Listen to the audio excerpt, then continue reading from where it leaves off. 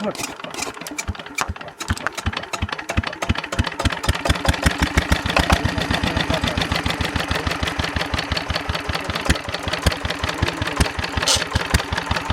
Temperature बहुत ज़्यादा गर्म है। हाँ